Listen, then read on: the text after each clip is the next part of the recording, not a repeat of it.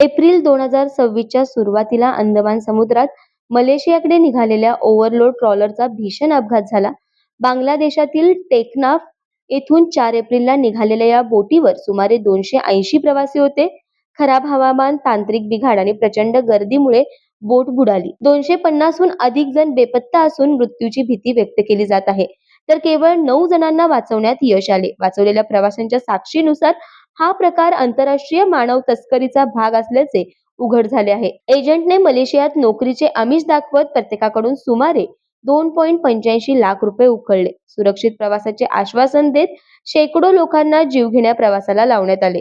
या दुर्घटनेनंतर संयुक्त राष्ट्राच्या निर्वासित संस्था आणि IOM यांनी तीव्र दुःख व्यक्त करत निर्वासितांच्या सुरक्षतेसाठी जागतिक पातळीवर ठोस उपाययोजना करण्याचे आवाहन केले आहे.